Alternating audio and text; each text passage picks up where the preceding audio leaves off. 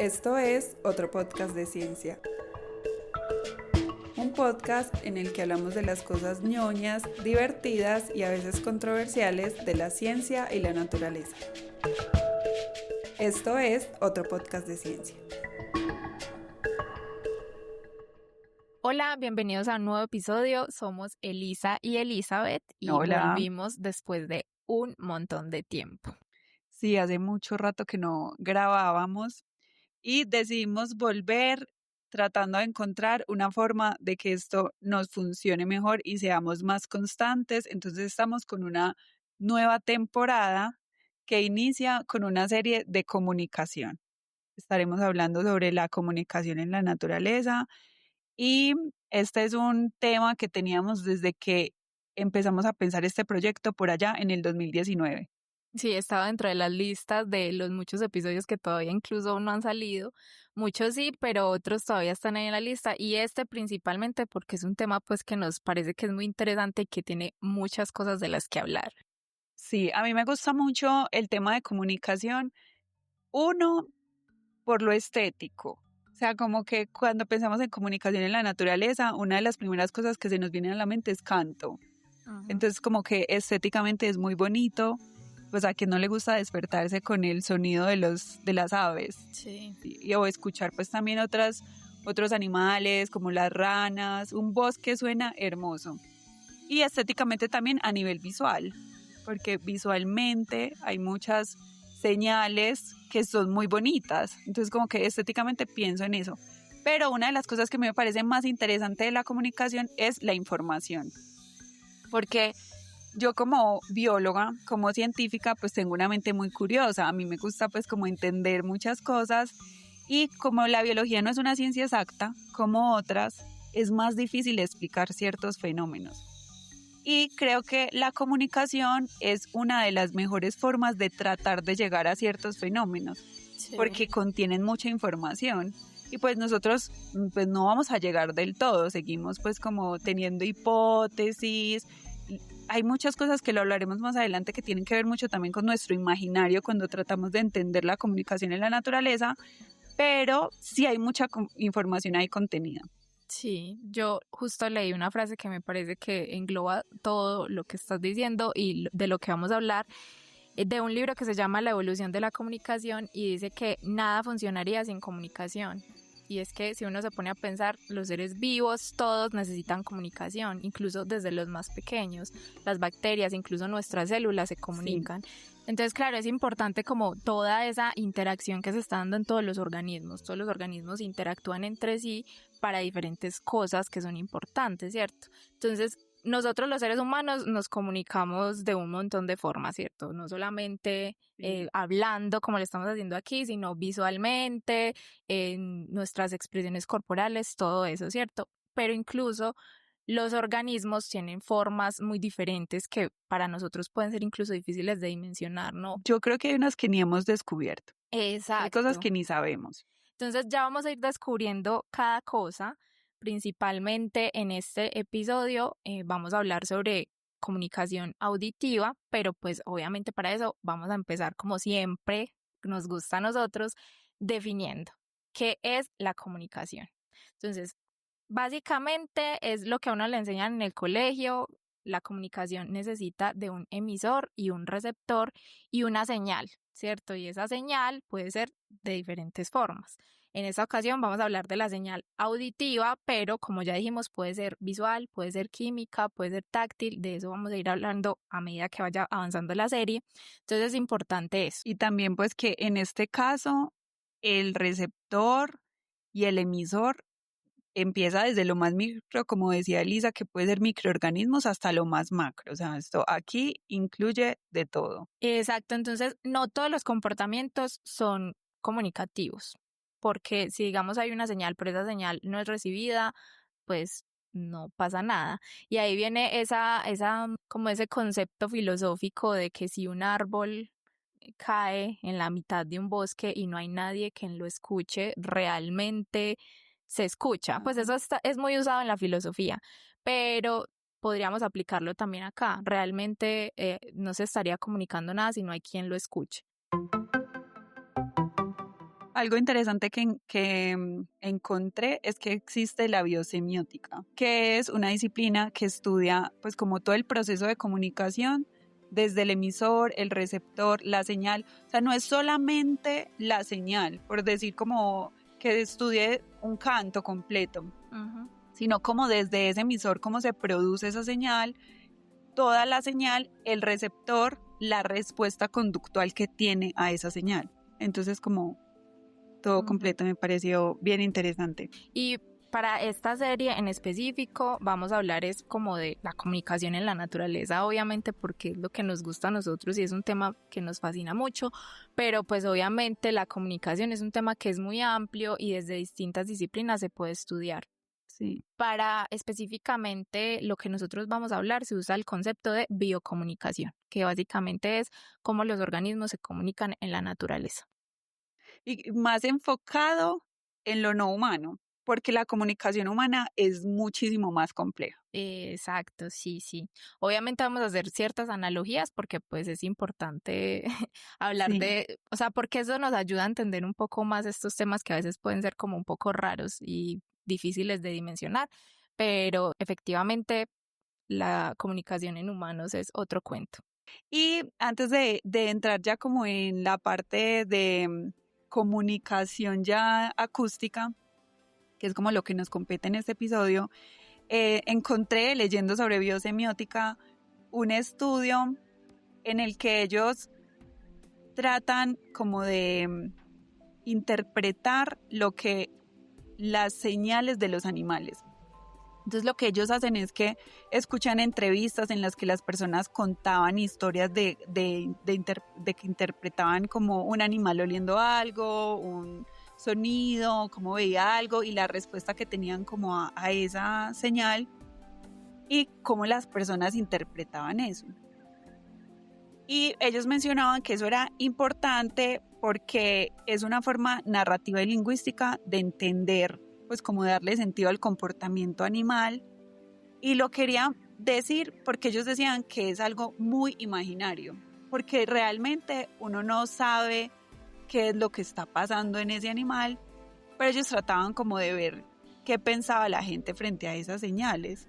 Entonces, eso es muy importante en la comunicación y es que hay una parte que nosotros imaginamos, o sea, que nosotros le ponemos. Y me gusta mucho esto porque como bióloga, las personas no biólogas que están a mi alrededor suelen preguntarme muchas cosas y una de las cosas que más me preguntan es acerca del comportamiento y es como, ¿por qué canta? ¿Por qué olió esto? ¿Por qué se movió así? ¿Por qué hizo esto acá? Y yo, o sea, yo no tengo una respuesta. A veces digo, pues suelen hacerlo porque están cortejando una hembra, porque es como lo que uno asocia según todo el comportamiento, o sea, cómo se da la señal y qué respuesta hay. Entonces, como hay una hembra ahí interesada, llegó, bueno, ¿cierto? Pero pues eso tiene que ver mucho con lo que nosotros creemos que está pasando. Claro, todo es muy interpretativo y obviamente tenemos un sesgo que es que creemos que los animales, digamos que se comunican para lo mismo que nosotros y obviamente en muchas cosas sí, porque nosotros también somos animales y digamos que la comunicación es importante para suplir esas necesidades básicas, ¿no? Como alimentarse, reproducirse, pues otro montón de cosas muy importantes, pero claro, muchos de esos comportamientos quizás son interpretaciones de nosotros y de hecho a mí me parece muy teso todo lo que tiene que ver con los experimentos de comportamiento animal porque pues es súper difícil controlar tantas variables, incluso los experimentos que hacen en cautiverio y todo eso es como, pucha, eso es muy complejo, pero pues obviamente es muy interesante y muy valioso todo lo que se hace en ecología del comportamiento porque digamos que es un acercamiento como a esa área, a esos conocimientos que de pronto pueden ser muy difíciles de entender. Ya a la final hay patrones que sí permiten como acercarse a entender ciertos comportamientos. Exacto. Sobre todo en la naturaleza no humana. Sí, eso. Y por ejemplo, en la comunicación ya vamos a ir viendo y de eso vamos a ir hablando a medida que vaya avanzando la serie. La comunicación es, al menos lo más básico, es para suplir esas necesidades básicas que está diciendo ahorita.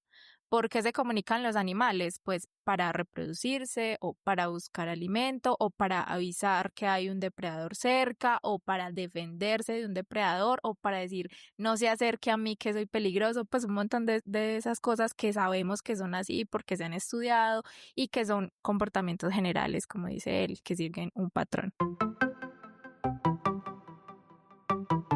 Entonces ahora sí empecemos con esta serie de comunicación auditiva, pues que tiene que ver más con el tema del sonido y obviamente hay que empezar definiendo qué es el sonido, que es un poco complejo pues porque es salirnos de nuestra área de la biología, pero que es importante porque creo que es chévere entender el sonido como esa señal importante de la que estamos hablando. Recuerden que la definición era, se necesita un emisor, un receptor y una señal y aquí vamos a empezar a hablar del sonido como esa señal importante en la comunicación auditiva. El sonido es una onda mecánica que se produce cuando algo vibra y esas vibraciones se transmiten en un medio líquido, gaseoso o sólido y en la velocidad en la que viajan dependen de ese medio. Por ejemplo, en el agua viajan más lejos, más rápido que en el aire. Ajá. Sí.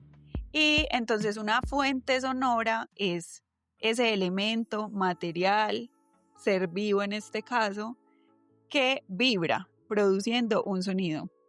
Pues ya vamos viendo cómo son diferentes formas de vibrar. Entonces eso es muy importante de que se necesita un medio para que el sonido exista. Por ejemplo, en el espacio no existe el sonido porque es el vacío, ¿cierto? Entonces en el vacío no se pueden producir esas vibraciones que provocan el sonido. Y que el sonido no es algo exclusivo de los seres vivos. Los volcanes hacen ruido, cuando un árbol se cae causa ruido, el viento, los ríos, o sea, hay un montón de cosas que producen sonido que no necesariamente son para comunicar algo, al menos digamos intencionalmente. Eso puede decirnos algo a nosotros, ¿no? Como escuchar un río nos dice que hay un río cerca, ¿cierto? Pero no es como que el río esté intencionalmente comunicando algo. Entonces el sonido existe no como para comunicar, sino que es simplemente una onda que causa esas vibraciones y causan pues como ese sonido que para nosotros es importante en la comunicación.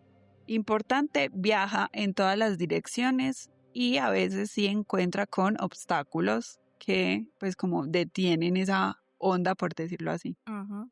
Y que es muy rápido, digamos que cómo viaja el sonido, pero que obviamente no supera a la velocidad de la luz.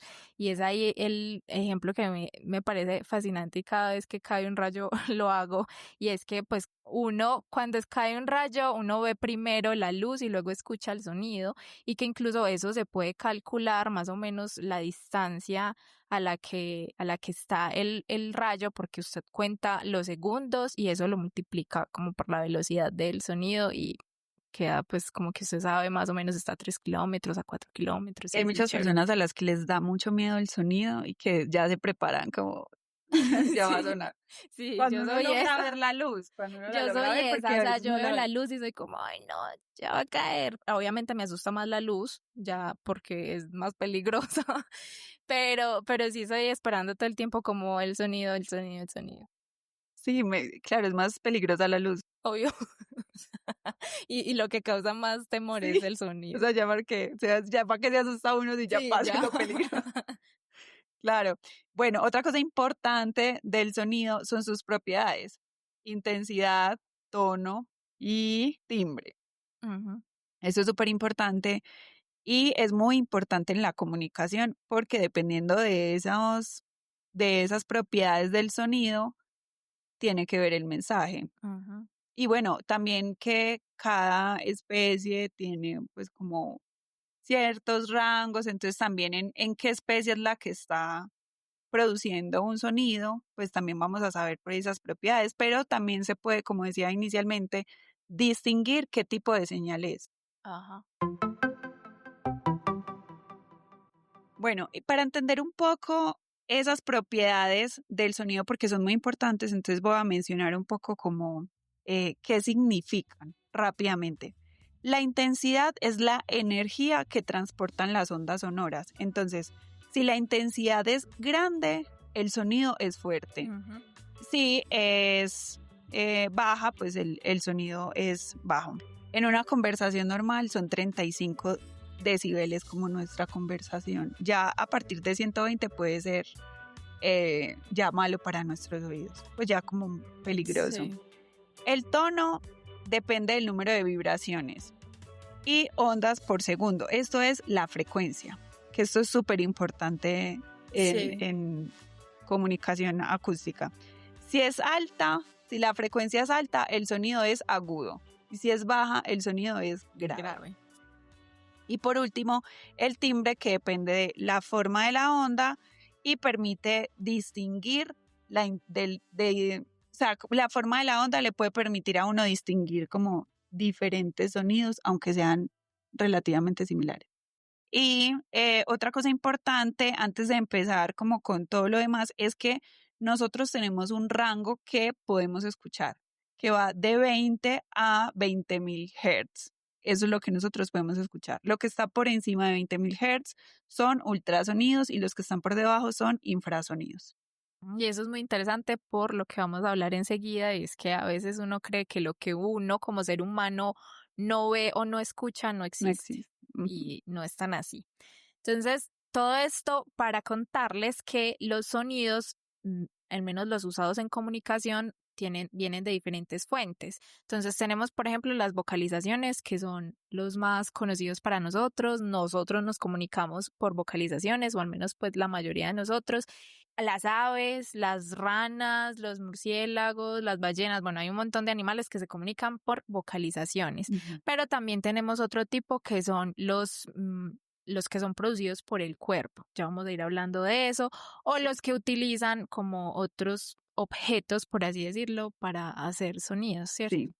Entonces empezamos por los de vocal. No, antes de empezar, yo tengo un dato súper interesante que me encontré y yo tenía que traerlo porque hay un grupo que nosotros no pensábamos incluir en este episodio, que son las plantas. Porque cuando uno piensa en plantas, uno dice, no, pero pues producción de sonido, ¿cuándo? ¿Cómo? Pues no, ¿cierto? Y resulta que encontré un estudio en el que lograron medir y caracterizar emisiones de plantas de tomate y tabaco, de emisiones acústicas. Pero no se ha encontrado que esto sea realmente como comunicativo, sino que esos sonidos son una respuesta a estrés fisiológico, porque hicieron un corte en la planta o por falta de agua. Entonces es más como un sonido que se produce por esto. En el artículo lo que ellos dicen, que me parece muy interesante, es que pues las plantas son también, digamos, como lo que decíamos ahorita, es una fuente sonora, un cuerpo que vibra y se va a producir un sonido. Sí, un sonido pues que seguramente nosotros no podemos escuchar, pero se produce un sonido. Y pues que igual como que entraba de alguna forma en el mundo de los sonidos, y aunque nosotros no lo podemos escuchar y no lo podemos entender en este momento, es posible que algunos animales identifiquen esos sonidos. Entonces, por ejemplo, si es un insecto que pone huevos en la planta, pues va a escuchar, esta planta no está bien, entonces tal vez no sea tan conveniente que yo ponga mis huevos acá. Mientras que si es un herbívoro, pues esa planta no está bien, pues puedo alimentarme de esta. O sea, como que podría tener este tipo de respuesta y de importancia entre relación planta-animal. Pero además encontré otra cosa que también, eso sí me gustó muchísimo, es que ellos referenciaban otro artículo en el que decían que no recuerdo exactamente qué planta, habían hecho estudios en los que se encontraba una mayor producción de néctar cuando reproducían sonidos de insectos polinizadores. Ay, qué teso. Entonces, las plantas, o sea, esto me hizo pensar mucho en que, o sea, cuando yo pensaba sonidos y plantas, yo recuerdo que hay lugares y personas, pues como cultivos, que le ponen música a las plantas, a las plántulas sobre todo, sí, porque se piensa que tiene una influencia pues como sobre la planta en su desarrollo. Esa parte yo no sé qué tan cierta sea, pero ellos hablaban de la importancia que tiene el sonido sobre las plantas y referenciaron esto. Y para mí, claro, eso tuvo mucho sentido, porque la planta necesita que lleguen los polinizadores. Y claro, pues lo hace por medio de la producción de néctar para que los puedan polinizar. Entonces ellos mencionaban eso, o sea, como que aumentaban. Y claro, o sea, los insectos llegan haciendo muchísimo ruido, o sea, uno siempre escucha a las abejas zumbando por ahí. Claro. Pues eso es muy interesante porque yo también quise meter a las plantas no es que las ignore, no es que no las quiera, yo también quise meterlas pues como en este episodio y de hecho busqué artículos sobre ese tema de comunicación de las plantas a través de sonidos y encontré una revisión que era básicamente recopilando como diferentes estudios que se habían hecho como alrededor de todo esto, por ejemplo, lo que decía Celi de que en muchos cultivos utilizan ciertos sonidos o ciertas vibraciones para hacer que las plantas crezcan mejor y que si realmente responden o no a estas vibraciones. Y realmente lo que decían en el artículo era que no había como nada concluyente o que no había nada que realmente confirmara que las plantas son capaces de responder ante el sonido, porque se sabe que producen sonido, eso sí, obviamente tienen, es un cuerpo que tiene mecanismos internos, que está pasando agua por ahí todo el tiempo, entonces obviamente hay vibraciones que pueden ser sonido para ciertos animales, pero que realmente hasta el momento que se publicó ese artículo, por aquí les estaremos poniendo la fecha del artículo, ellos decían, no hay nada concluyente que realmente nos diga, hey, sí, es que las plantas responden al sonido. Ajá. Sí. Entonces, ese, por ejemplo, si uno se pone a pensarlo, tiene sentido, porque claro, ellos necesitan de polinizadores, entonces tiene sentido de que tuvieran esa capacidad como de responder, pero pues habría que investigar más a fondo si realmente sí tienen como pues órganos que sensoriales que les exacto, ayuden que responden. a entender esas vibraciones. Exacto, porque que no sean pues como si son vibraciones y ya, pero quién, o sea, que fisiológicamente les hace a las plantas entender o no entender, sino responder a eso.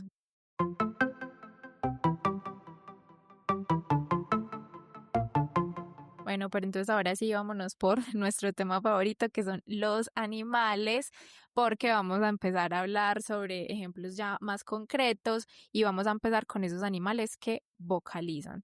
Primero, ¿qué es una vocalización? Una vocalización es básicamente el sonido que sale del aparato respiratorio. En nuestro caso es la laringe, pero en las aves es la siringe y bueno, por ejemplo en las ranas son unas estructuras que se llaman vocal slits y bueno, cada animal tiene como cada animal que vocaliza tiene sus estructuras importantes que les permiten. O sea, lo más sonar. importante en este tipo de producción de sonido es que se da en un órgano interno que está relacionado normalmente con el sistema respiratorio o vocal y hay flujo de aire, eso es súper importante, o sea que hay flujo de aire. Sí. Y que muchas veces hay una estructura que produce el sonido y a veces en algunos grupos tienen otras estructuras que amplifican el sonido. ¿Qué pasa en las ranas? En ¿no? las ranas, por ejemplo, que tienen el saco vocal que les ayuda pues como a amplificar ese sonido y que de hecho pues es muy característico de ellas y que dependiendo de la especie tienen diferentes formas y eso permite que el sonido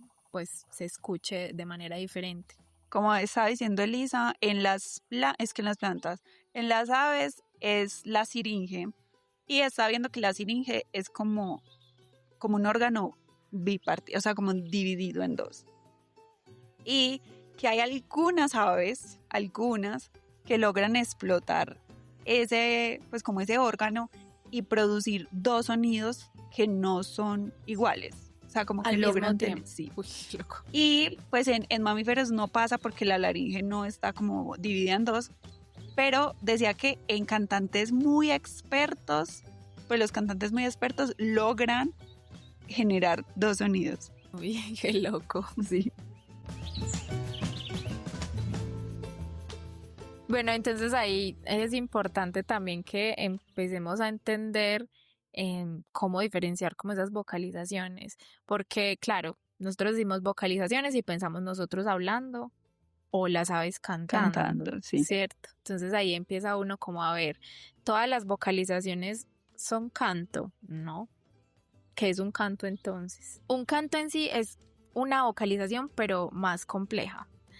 Y de hecho pues aquí uno empieza como a tambalear en estas definiciones porque yo estaba leyendo y realmente lo que se considera canto es como un rango muy pequeño de animales, por ejemplo.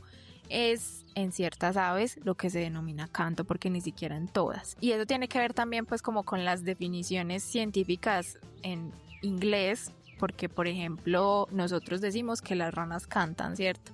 Pero técnicamente cuando uno, digamos, describe cantos en ranas, en inglés se utiliza es como llamado y no se habla de canto, y es precisamente porque los cantos tienen una estructura mucho más compleja que está compuesta de diferentes notas en diferentes frecuencias, que ya habíamos hablado que las frecuencias pues son como esos, si se escucha más alto o más bajito, si tienen más agudo y más grave. Exacto, más agudo, más grave, también la amplitud y bueno, un montón de características que hace que sea como una vocalización muy compleja y que digamos que tenga cierto ritmo.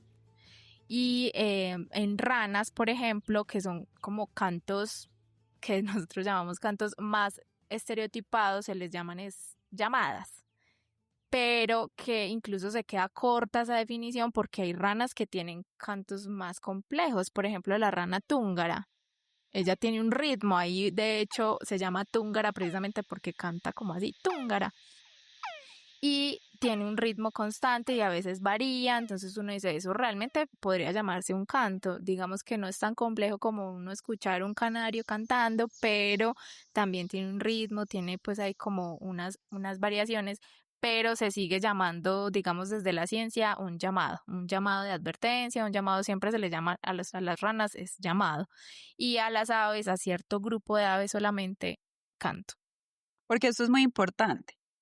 Las vocalizaciones pueden ser, si nosotros hablando, el canto de las aves, pero hay diferentes tipos de vocalizaciones, como un chirrido, porque no sé cómo más decirlo, como un chirrido que producen algunos primates, por ejemplo. Los búhos, que son aves que no cantan, como el sonido que hacen los búhos. ¿Qué más? O sea, hay sonidos vocales que no necesariamente son tan complejos, que son más sencillos. Y, mejor dicho, importante antes de todo, las vocalizaciones tienen en gran parte una parte que es la producción muscular del sonido, pero es súper importante el cerebro, el sistema nervioso es súper importante.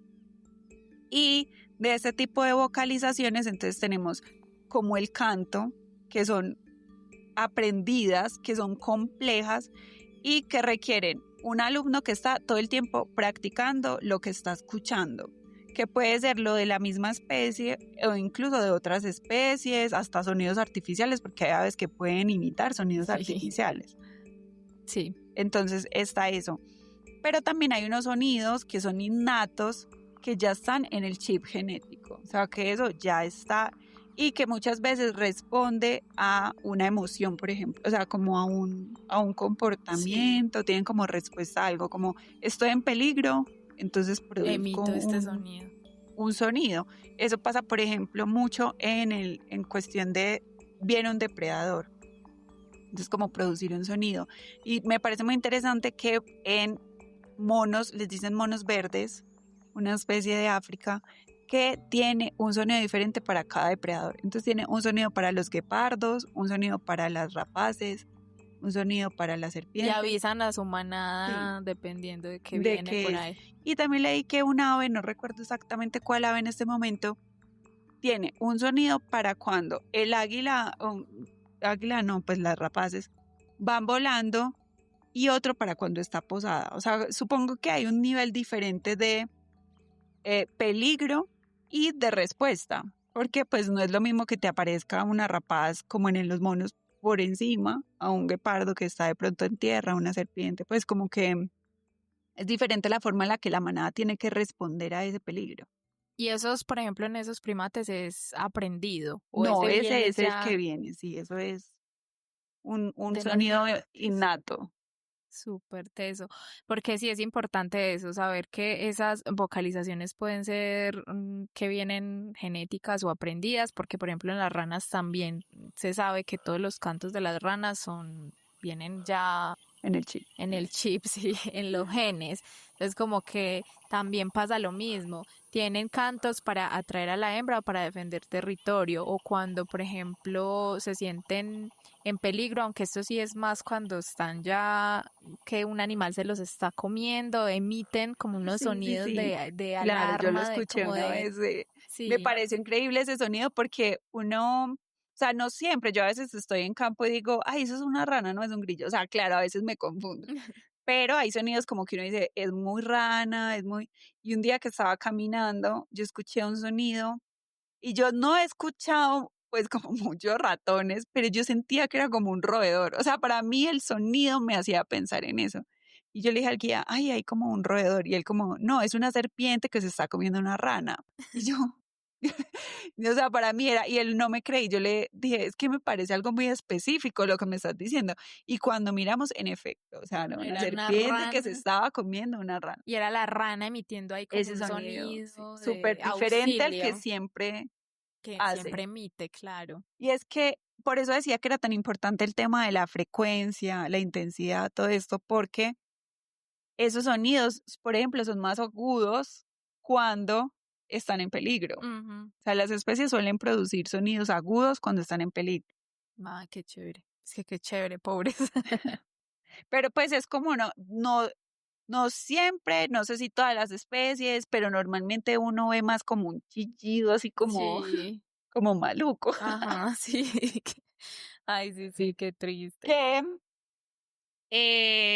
bueno, pues habíamos conversado, las especies pueden modular, cuando son más complejos, pues modulan el tono, la intensidad, la frecuencia, o sea, como que cuando es más complejo, a veces lo pueden modificar, o sea, se aprende, pero hay unos que pueden modificar. El caso de las ballenas es uno de los casos más espectaculares, que tienen cantos bellísimos, que son aprendidos, que los cambian, que son individualizados, o sea, es una cosa impresionante. Ellas, bueno, una cosa súper importante que no habíamos mencionado es que una especie puede producir diferentes tipos de sonido, una misma especie.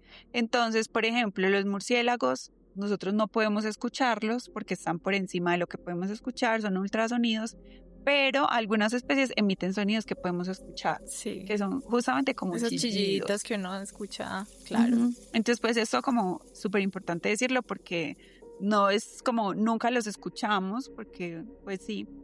Entonces, bueno, volviendo a lo de las ballenas tienen infrasonidos, esos sonidos viajan muchísimo. Entonces, imagínense, si en el agua de por sí ya estamos diciendo que el sonido viaja más rápido, las ballenas producen sonidos de baja frecuencia y pues estos viajan más lejos y esto pues hace que se puedan escuchar muchísimo, o sea, a largas distancias. Y aparte de eso, los cantos de ellos son muy largos. Ellos cantan así como durante 5 o 10 minutos y vuelven y repiten, y así, así, así, se van horas. Entonces todo el tiempo esas ondas viajando y viajando y viajando en el mar. A mí me parece muy interesante en las ballenas, es que, por ejemplo, nosotros ahorita estábamos diciendo, es importante para la vocalización ese, digamos que ese sistema respiratorio y que se esté, pues como emitiendo aire, ¿cierto? Pero Que haya flujo de aire. Exacto, que haya como flujo de aire, pero entonces uno se pone a pensar, nosotros acá estamos hablando y estamos exhalando todo el Sí, tiempo, todo el- exhalando, exhalando. Pero entonces, ¿cómo hace una ballena para exhalar en el agua? Pues es muy difícil, o sea, en su respiración ya sabemos pues que lo hacen con su, ¿cómo es que se llama este aparato que tienen acá No me pues acuerdo. como la nariz que tienen, que está más arriba? Pero obviamente para emitir cantos bajo el agua, pues ellos no pueden exhalar. Entonces es muy interesante porque ellos tienen, al menos pues en las ballenas, misticetos, que son la ballena jorobada, las ballenas pues estas grandototas de las que estamos hablando en estos cantos que son tan bonitos y tan llamativos para nosotros. Ellas tienen como una especie de saco interno que lo que hacen es que reciclan ese aire, ¿sí? Eso les permite también, digamos que mantener esa apnea cuando están nadando y pues bajo el agua durante mucho tiempo, pero al mismo tiempo también les permite emitir esos sonidos y que esos sonidos, digamos que estén ahí como todo el tiempo, como en una especie de caja sonora. Entonces es súper interesante. En los odontocetos, que son los delfines, las orcas, funciona de manera diferente porque es con el melón que tiene, y aparte que ellos se comunican es por ecolocalización, al igual que los murciélagos, entonces funciona de manera diferente, pero también es muy interesante saber que estos mamíferos acuáticos son capaces de comunicarse acústicamente en el agua y que obviamente va a ser más efectivo porque ya dijimos el sonido viaja mucho más rápido.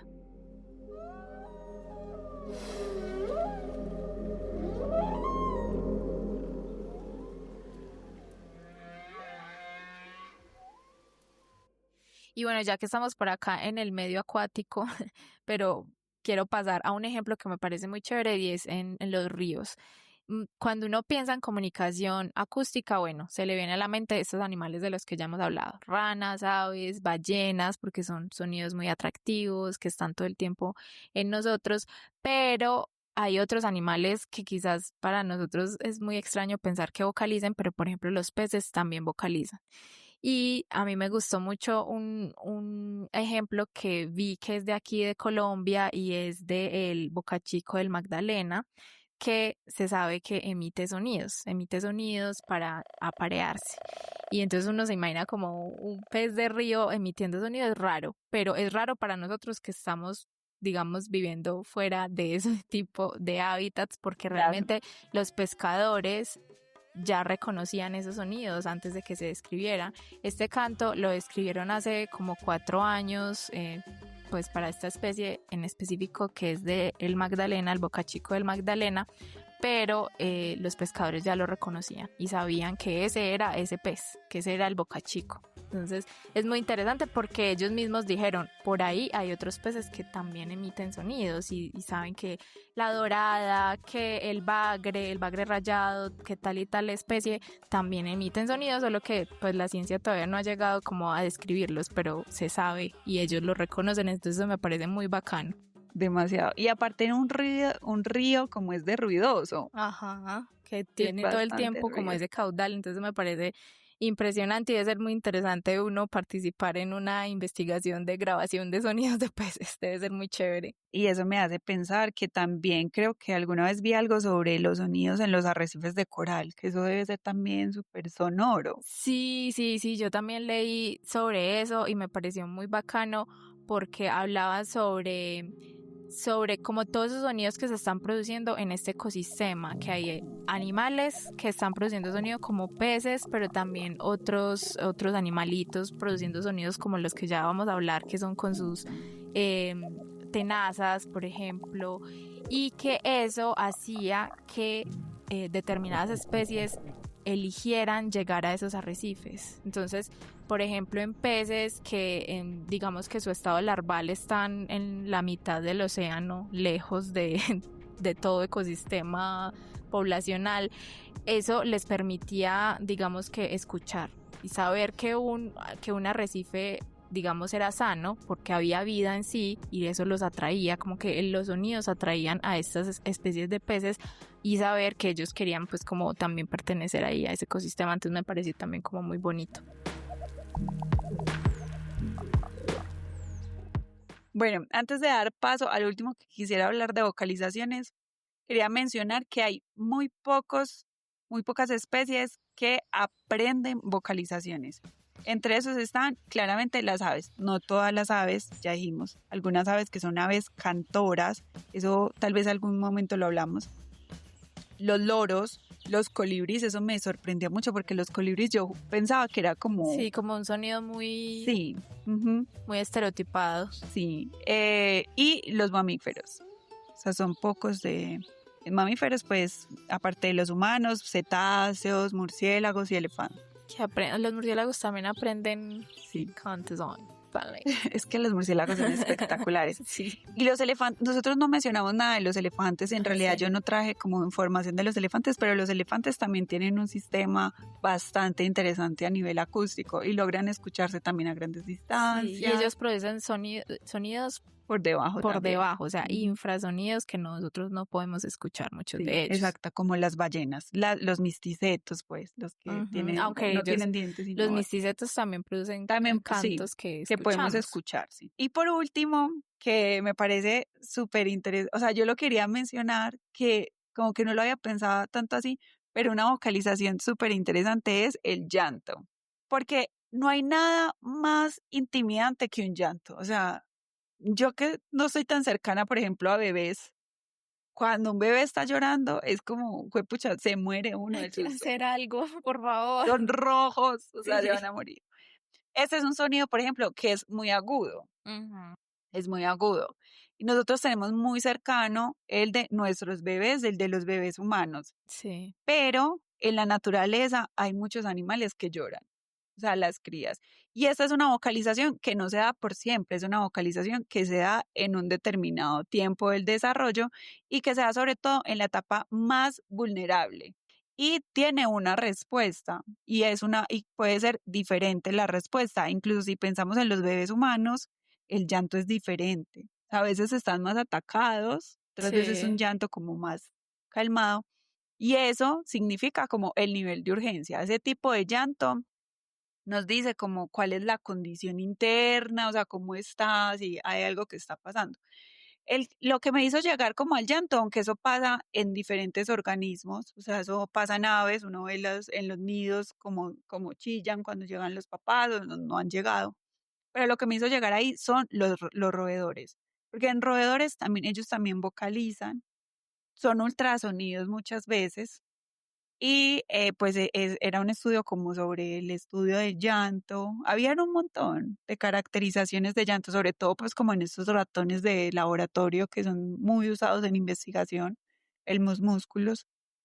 Y ellos pues como caracterizaban estos sonidos y cómo eso variaba y cómo había una respuesta y que hay un llanto para cuando lo aíslan de la mamá o un llanto cuando lo acogen, o sea, como Sí, pues interesante porque uno dice, bueno, por ejemplo, uno piensa en los cachorritos y ellos sí son más chilloncitos cuando son chiquiticos, bastante. pero pensar pues como que otros animales también lo hacen súper interesante, sí es algo como muy evolutivo, como un llamado de, por favor, cuídenme, estoy chiquito. Sí, y eso me hizo recordar cuando un profesor nos habló que los bebés están diseñados como para producir ternura, o sea, Sí, todo en y sus como ojos grandes, vulnerabilidad, y sí. como hay que cuidarlos, o sea, Ajá, es delicado eso. Y sí. pues ahí está también la vocalización de llanto. No sé si habrán otros, o sea, no sé si las ranas, por ejemplo, o sea, yo me puse a pensar leyendo eso, ¿será que estas ranas que cargan a sus renacuajos, esos renacuajos le dirán algo ahí? Como, me voy Quizás. a caer.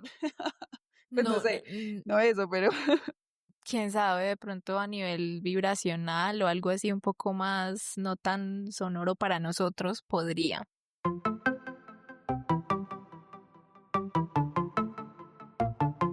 Entonces, sí, las vocalizaciones creo que son como de los sonidos y las señales más, digamos, más llamativas para nosotros porque son las que nosotros también podemos percibir en muchos casos, no en todos, y pues porque son los que nosotros también producimos, ¿cierto? Pero no son los únicos, como ya les habíamos dicho, entonces están los otros tipos de sonidos que son producidos por el cuerpo. Entonces, aquí, por ejemplo, el ejemplo como más común o más llamativo es el de los grillos. Los grillos producen sonidos no por vocalizaciones, sino por un comportamiento que se llama estridulación, que básicamente es que mueven como sus alas o sus patas y como que las rozan entre sí y eso hace que suenen. sí, exacto. La estridulación es una producción de sonido por partes del cuerpo. Y yo estaba leyendo que, digamos, el origen de esa palabra viene o sea, de diferentes orígenes, latín, griego, bueno, pero casi todos se refieren como a un sonido agudo y chillón, que sí, o sea, los sonidos de los grillos, o sea, no sé si todos, pero en los insectos, la mayoría que producen estridulación son sonidos chillones, o sea, y como agudos, Sí, sí. muy fuertes, son Muy demasiado fuertes, fuertes. eso es impresionante porque uno ver un grillo normalmente no son tan grandes, bueno, hay grillos muy grandes, pero Pero los que sí, normalmente uno escucha por pequeñitos. ahí son pequeños. Y es interesante como esa forma de producir sonido porque literalmente es como este instrumento que se utiliza mucho acá que Es es como la algo, guacharaca, como la guacharaca. sí, Es literalmente una parte del cuerpo que roza contra con la otra otra. que es así como rugosa. Y esa es la forma en que lo hacen los grillos. Pero, por ejemplo, las cigarras, las chicharras, que son estas bulliciosas que uno escucha mucho en ciertas temporadas, tienen unas estructuras que se llaman timbales. Así literal, timbales.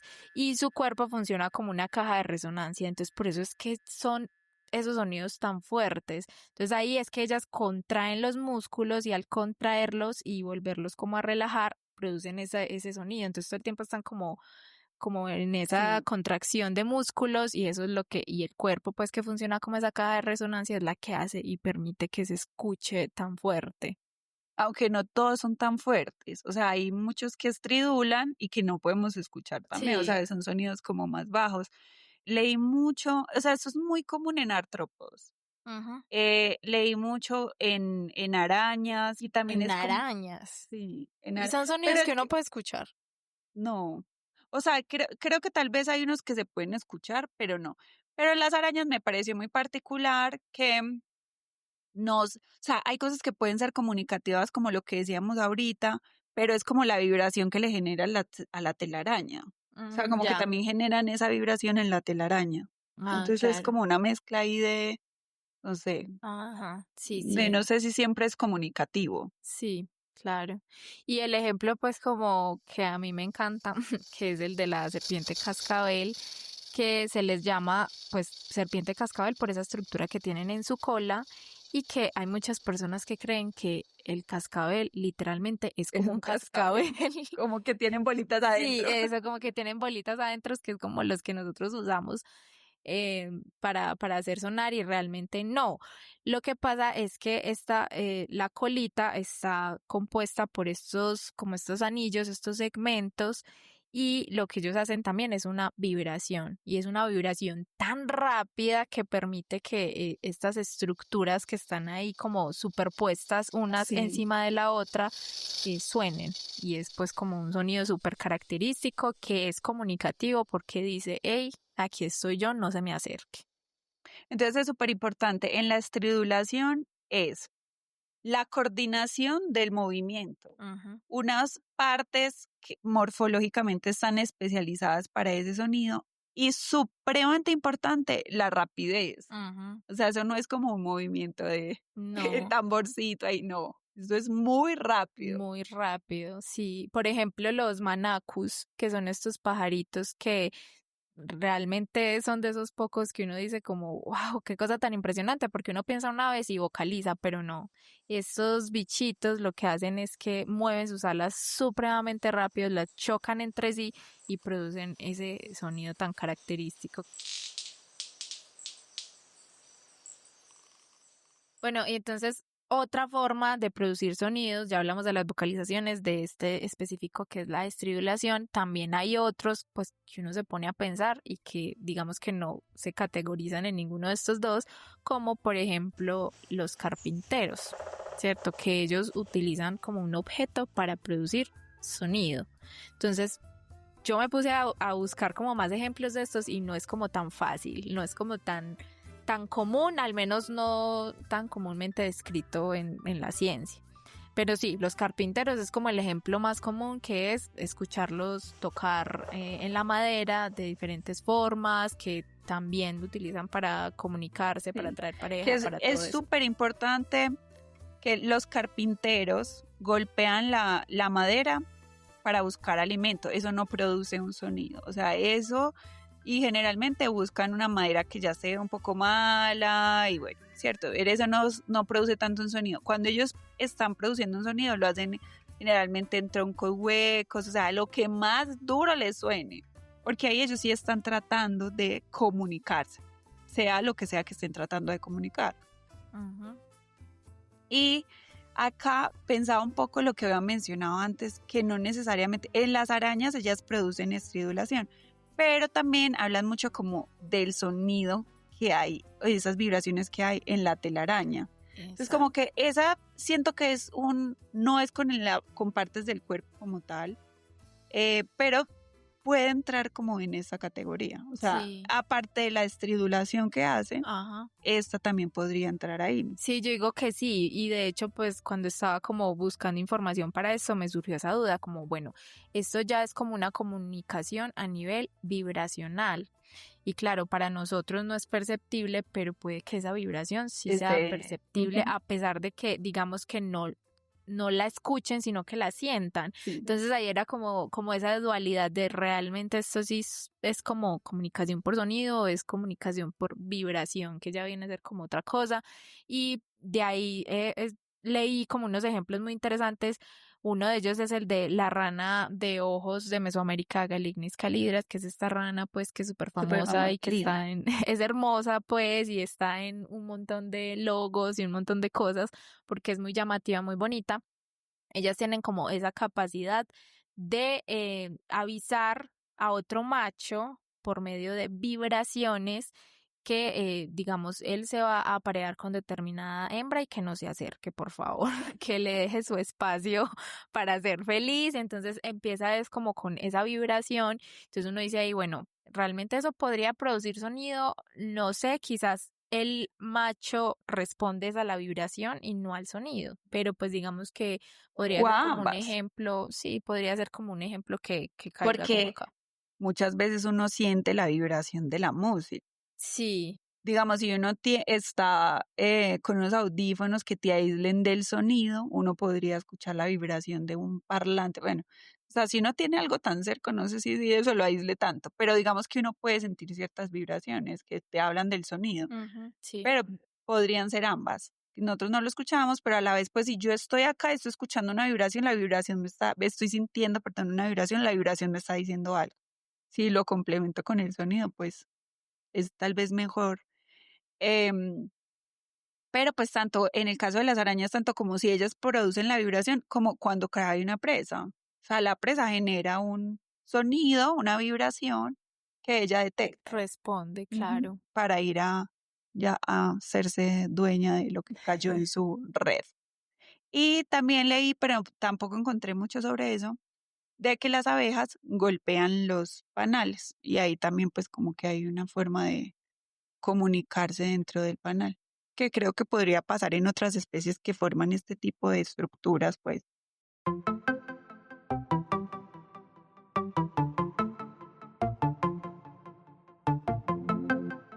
Sí, entonces yo creo que ya con esto logramos como abarcar un poco de manera muy general todo lo que tiene que ver como con la comunicación en la naturaleza a nivel de sonido, comunicación auditiva. Obviamente aquí faltaron muchos más ejemplos, pero si fuera por nosotros aquí nos quedaríamos hablando de un montón de cosas más. Sí, o sea, creo que lo que estamos conversando es un tema demasiado amplio para poder entrar como en detalle a todo. Eso es más como acercarnos a cómo se da la comunicación acústica en la naturaleza. O sea, Ajá. algunos tipos, cómo se producen, para qué, pues que para qué es muy general y casi que aplica todo ese para qué en todos los tipos de comunicación. Sí, sí. Cortejo, defensa, búsqueda de alimentos.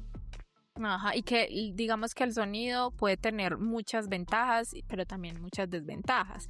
Una gran ventaja, por ejemplo, es que digamos que puede alertar, o sea, no tienes que estar pendiente o estar alerta o estar observando para recibir la señal, sino que simplemente llega. Pero una desventaja es que pueden haber obstáculos y esa información no llega del todo bien, ¿cierto? No llega completa, o cuando hay ruido ambiental, digamos que ese sonido, esa señal se va a ver enmascarada. Entonces, también es importante que haya pues como un receptor, ¿cierto? Un organismo que reciba, un organismo, no un órgano. un organismo y un órgano. Exacto, como una estructura que reciba ese sonido, ¿cierto? Entonces, claro, tiene sus ventajas, tiene sus desventajas, pero pues acá logramos como hablar de varias cosas que me parece que son interesantes, entender sobre todo que hay muchos animales que se comunican de maneras que para nosotros es difícil dimensionar porque no los escuchamos, pero que realmente se están comunicando, y que quizás hay muchas especies que se comunican en el infra o en el ultrasonido y que nosotros no sabemos porque simplemente no las escuchamos. Eso me lleva como como de desventajas, y eso. En la naturaleza hay un como trade-off siempre. Entonces como que hay un gran gasto energético en producir un sonido, y pues el sonido también es muy evidente. O sea, si eso viaja mucho, alguien va a saber que estoy acá. O sea, como decía Lisa, yo no tengo que estar ahí mirando al que está produciendo la señal. Yo puedo estar lejísimos y sentir un ave siendo un depredador y llegarle. O sea, claro, como allá voy a caer. Pero entonces lo que estabas diciendo sobre lo que nosotros no podemos escuchar me lleva a algo importante, y es que nosotros pues cada vez nos acercamos más a entender el sonido, y que podemos muchas veces escuchar esos sonidos porque son transformados de manera artificial. Pues no los escuchamos tal cual, porque obviamente al transformarlos pues no podemos escuchar tal cual como suenan, pero nos acercamos mucho a cómo se ve, porque uno puede verlo de manera, ¿cómo digo yo? Gráfica, sí. Y también pues cuando eso se transforma se puede escuchar un poco como eso de entender cómo funciona, cuando sube la frecuencia, cuando baja, cuando sube la intensidad, el tono, bueno, el timbre. Y que esto es súper importante actualmente en investigación, por ejemplo, en temas de paisajes acústicos, en los que se estudia el sonido completo de un bosque y cómo cambia a lo largo del tiempo o con la transformación humana. Eso es pues como bastante interesante actualmente. Y como siempre, la inteligencia artificial ha llegado a todos los rincones, y este es uno de esos. Entonces también con inteligencia artificial se puede empezar a diferenciar individuos, especies, pues como que facilita mucho pues como el entendimiento de el sonido. Sí, muchas cosas de las que hablar en este tema, pero bueno, ya por hoy terminamos este episodio. Recuerden que esto es una miniserie en la que vamos a seguir hablando de comunicación en diferentes formas de hacerlo: comunicación visual, comunicación química. Ya entonces esperen próximamente el episodio, y bueno, esperamos seguir por acá y que esta temporada nos siga fluyendo así de chévere como en este episodio. Recuerden seguirnos en las redes sociales, estamos como @otropodcastdeciencia en Instagram, en Facebook, también estamos en X o Twitter, forever, como @podcast_ciencia, y pueden escuchar este podcast en cualquier plataforma de podcast que quieran, en Spotify, en Apple Podcasts, en YouTube. Y bueno, estamos también en este nuevo formato de video podcast que esperamos que les guste. Nos vemos en el siguiente episodio.